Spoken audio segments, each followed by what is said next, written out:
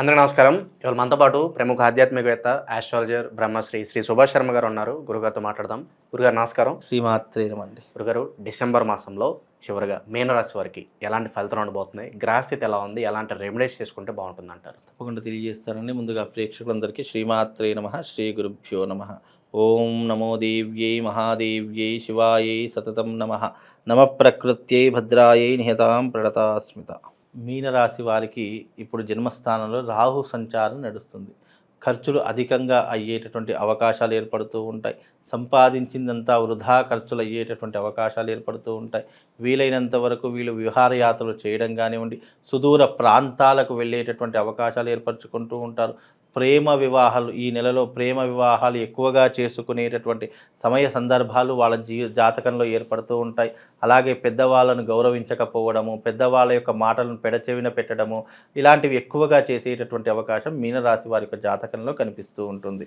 అలాగే మీనరాశి వారికి తృతీయ స్థానంలో గురు సంచారం చేయడం ద్వారా ఖర్చులు అధికంగా పెట్టే అవకాశం ఉంటూ ఉంటుంది.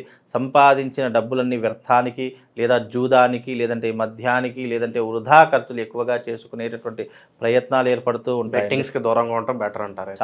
బెట్టింగ్స్ జీవితంలో దూరం ఉండాలి. మీనరాశి వారికి అందరూ దూరం ఉండాలి. బెట్టింగ్ అంటేనే అది అసలు నిజానికి బెట్టింగ్ అనేటటువంటిది ఏదైతే ఉంటుందో అది ఈజీ మనీకి అలవాటు పడిపోయినటువంటి సిచ్యువేషన్స్ ఉంటూ ఉంటాయి. కాబట్టి ఈజీ మనీ అనేటటువంటిది ఎంత ఈజీగా వస్తుందో అంతే ఈజీగా వెళ్ళిపోతూ కొందరు గురువులు సజెస్ట్ చేస్తున్నారు, ఈ మాసంలో మీరు ఏదన్నా బెట్టింగ్ లాంటివి పెడితే మీకు లాటరీ తెలిగే అవకాశం ఉంటుంది. అలా నిజానికి శాస్త్రంలో అలా చెప్పాలని ఎప్పటికీ లేదు. ఎందుకంటే ధర్మరాజంతటి వాడే జూదమాడి మొత్తం రాజ్యాన్ని కోల్పోయినట్టు సందర్భం. ఇవన్నీ కూడా ఎగ్జాంపుల్గా తీసుకోవాలంటే ధర్మరాజు అది జూదం అనేటటువంటిది మంచిదా చెడ్డదా అని ఆలోచిస్తే చెడ్డదే.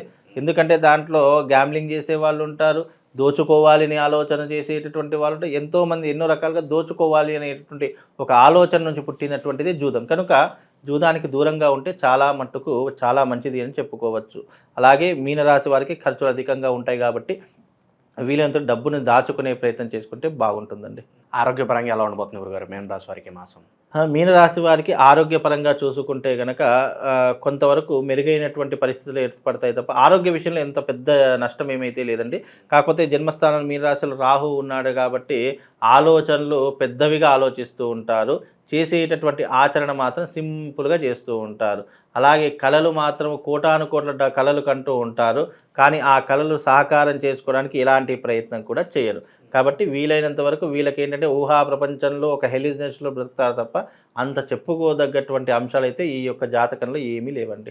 విద్యార్థులకు, ఉద్యోగస్తులకు ఎలా ఉండబోతుంది గురుగారు ఈ మాసం? విద్యార్థులకు, ఉద్యోగస్తులకు అని అంటే కనుక విద్యార్థులకు పర్వాలేదండి. కాస్త చదువుకునేటువంటి ప్రయత్నం చేస్తూ ఉంటారు. అలాగే వీళ్ళకు జాబ్స్ వచ్చేటటువంటి అవకాశాలు కూడా ఏర్పడుతూ ఉంటాయి. ఏదో ఒక రంగంలోనైతే స్థిరపడేటటువంటి అవకాశాలు విద్యార్థులకు ఉంటాయండి.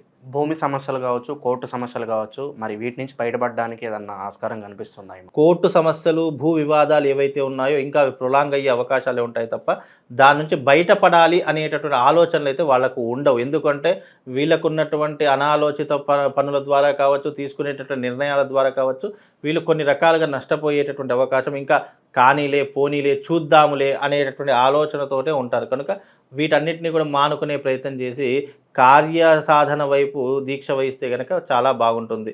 ఇంకోటి మీనరాశి వారికి ఏంటంటే నీటిలో చేపవలే ఉంటూ ఉంటారు. ఎప్పుడూ కూడా వీళ్ళు బయటకు రావాలి, బయట ప్రపంచాన్ని వీక్షించాలి. అసలు ఈ యొక్క లొకాలిటీలో ఏం జరుగుతుంది, అసలు నిజంగా నిజమేంటి అబద్ధం ఏంటి అని తెలుసుకోలేనటువంటి ప్రయత్నంలో ఉంటారు. అంటే సందిగ్ధంలో ఉంటారు. అటు రెండు పడవల మీద కాలు పెట్టి వెళ్ళేటటువంటి మార్గంలో ఎక్కువగా ఉంటూ ఉంటారు. కనుక వీళ్ళు రియాలిటీలోకి వస్తే అన్ని రకాలుగా బాగుంటుందండి. వీళ్ళు ఏదన్నా ఇన్వెస్ట్మెంట్స్ పరంగా పెట్టాలనుకుంటే ఏ రంగాలు సూచిస్తారు గురుగారు ఈ మాసం? ఇన్వెస్ట్మెంట్స్ ఏమైనా పెట్టాలి అనుకుంటే కనుక ఇప్పుడున్నటువంటి మీనరాశి వారికి పెద్ద ఇన్వెస్ట్మెంట్ పెట్టాల్సినటువంటి అవకాశం ఉండదు.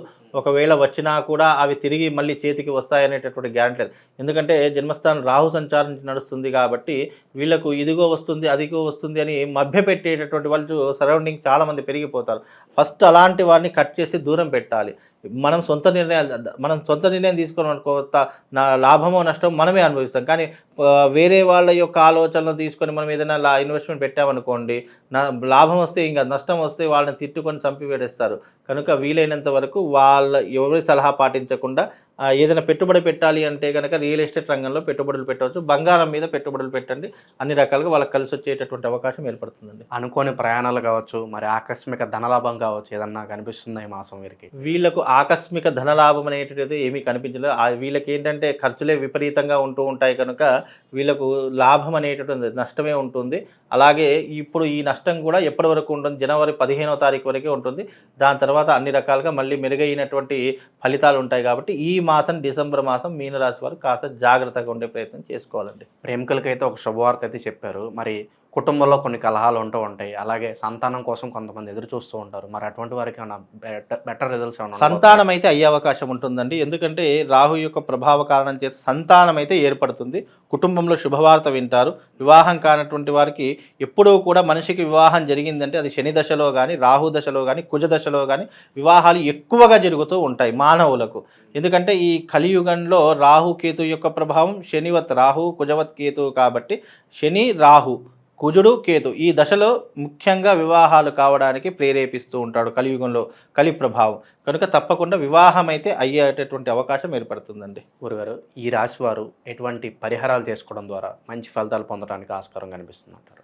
పరిహారం చేసుకోవాలి మీనరాశి వారు అని అంటే గనక వీళ్ళకు ఒకటి ఈ పాశుపతం చెప్తాను. కుబేర పాశుపతం కానివ్వండి, లేదు అని అంటే కనుక వివాహం కోసం అయితే కన్యా పాశుపతం కానీ, అంటే మగవాళ్ళైతే కన్యా పాశుపతం, పురుషుడైతే కన్యా పాశుపతము, స్త్రీ అయితే కనుక వర పాశుపతం అని చెప్పేసి ఉంటుంది. ఇవి చేసుకుంటే వాళ్ళకు వివాహ విషయంలో కానివ్వండి, ఆర్థిక విషయంలో కానీ అద్భుతంగా ఉంటుందండి. ఏదన్నా మంత్రం చెప్తారు గురుగారు మీనరాశి వారి కోసం?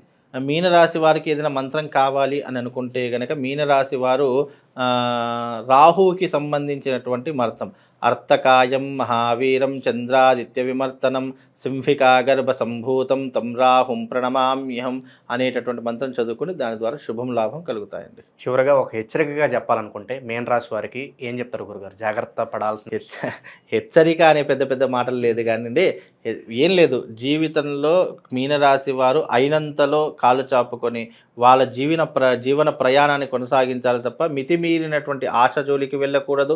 అదిగో వస్తుంది ఇదిగో వస్తుంది అని ఏదో ఇస్తారు అని చెప్పేసి అస్సలు ప్రలోభపడకూడదు. మనకున్న దాంట్లో జీవితాన్ని సరిదిద్దుకునే ప్రయత్నం చేయాలి.